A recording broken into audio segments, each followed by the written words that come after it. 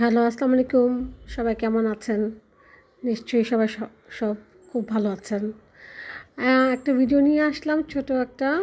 একদিন করেছিলাম, বুঝলাম না এটা কেন আমার এখানে আপলোড হলো না। ডিম ভুজিয়া। সবাই তো মনে হয় ডিম ভুজিয়াটা চিনেন। অনেকে আবার স্ক্র্যাম্বল এগ হিসেবেও চিনে। তো এটা সকালে ডিম ভুজিয়া দিয়ে রুটি বা পরোটা খেতে খুব ভালোই লাগে। তো সেটাই একটু দেখাচ্ছি যে কিভাবে করতে হয়। আমি প্রথমে একটু পেঁয়াজ দিয়ে দিলাম তেলে, তারপর কিছু কাঁচামরিচ, তারপর একটু একটু পেঁয়াজটা ভাজা ভাজা হলে তারপর কিছু টমেটো দিয়ে দিব। ডিম ভুজিয়াটার মেন হচ্ছে টমেটো। যত টমেটো দিবেন অতই এটা টেস্টি হবে। একটু একটু সগি সগি হয়, সেটাই মজা লাগে। অ্যাকচুয়ালি ওই যে ডিম আর টমেটো দিয়ে অমলেট করে, ওটা অমলেটটা তো অনেক সময় এরকম হয় যে একটু কাঁচা কাঁচা রয়ে যায়, কিন্তু এইভাবে করে ডিম ভুজিয়াটা করবেন, দেখবেন খুব সুন্দর হয়।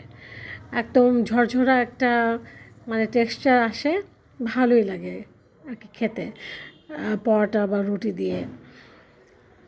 তো আজকে আবার একটু প্ল্যানও আছে বাইরে যাওয়ার। দেখি আমি বাইরে যাওয়ার পরে আর ভিডিও করব, তো কতটুকু কী করতে পারি আপনাদের সাথে শেয়ার করব ভিডিও। তো এখন আবার একটু লবণ দিয়ে দিলাম। লবণটা কিন্তু একটু সাবধানে দিতে হবে। ডিমে কিন্তু একটু লবণটা কম দিতে হয়, কারণ ডিমে লবণটা খুব মনে হয় একদম লাগে। এই জন্য লবণটা একটু কম দিবেন। তারপরে যদি টেস্ট হিসাবে আবার একটু বাড়িয়ে কমিয়ে মানে আর কি বাড়িয়ে নেওয়া যায়, কিন্তু বেশি দিলে তো আর কমানোর কোনো উপায় নেই। তবে টমেটো দিলে আবার কমানোর উপায় হয়ে যায়, ওটা টকটা লবণটা আর কি কেটে ফেলে। তো এদিকে আমি রুটি আগেই সেঁকে রেখেছি। রুটিগুলো সব বানানো শেষ।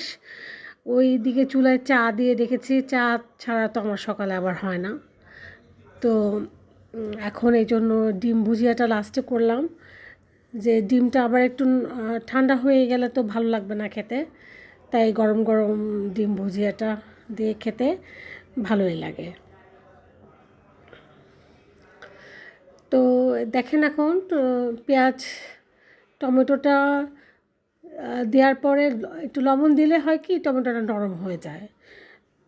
তারপরে এই যে আমি এখন ডিমটা দিয়ে দিলাম। ডিমটা দিয়ে নাড়াচাড়া করে, অনেকে আবার তেল বেশি দেয়, কিন্তু তেল বেশি দেওয়া দরকার নেই। তেল বেশি দিলে তেল চিপচিপা হয়ে যায়, তখন আবার ডিমটা মজা লাগে না খেতে। তেলটা একটু মাপ মতনই দিবেন, যাতে তেলটা ওরকম ভেসে ভেসে না আসে। তারপর একটু ধনেপাতা দিয়ে দিলাম বেশি করে, 1 মুঠ। ধনেপাতা আমার আবার খুব ভাল লাগে। আমার মেয়ে খেতে চায় না, সব বেছে বেছে বেছে বেছে ফেলে দেয়, কিন্তু আমার আবার ধনেপাতা খুব ভালো লাগে, ওটা ফ্লেভারটা মানে অন্যরকম। এখন এভাবে নাড়াচাড়া করে একটু ভাজা ভাজা হলে, মানে খুব বেশি ভাজা ভাজা করার দরকার নেই, হালকা ভাজা ভাজা হলেই হয়ে যায়। কারণ খুব বেশি ভাজা ভাজা করলে আবার ডিম তো শক্ত হয়ে যায়, শক্ত হয়ে হয়ে গেলে তখন আবার ভালো লাগে না। একটু খেয়াল রাখতে হবে যাতে শক্ত হওয়ার আগে যেই ভাজাটা, সেভাবেই নামিয়ে ফেললেই সুন্দর। দেখেন এখন লেগে যাচ্ছে, তার মানে না যে আরও তেল লাগবে। আমি অবশ্য পরে একটু দিয়েছিলাম হালকা, কিন্তু খুব একটা বেশি যে তেল দরকার তা কিন্তু না, অল্প একটু হলেই হয়ে যায়। শীতকাল, এখন কিন্তু মশা বেড়েছে অনেক। তো ঠিক আছে, দেখতে থাকেন। আমি ভয়েস ওভার করছিলাম, তো এই জন্য মশার কথাটা বললাম। আপনারা আবার ভাববেন যে এখানে আবার মশা আসলো কোত্থেকে। এই তো আমার হয়ে, এই যে আমি এখন আবার একটু তেল দিলাম, আর একটু ভাজা ভাজা করেই বাস নামিয়ে ফেলবো। এই তো প্রায় শেষ আমার।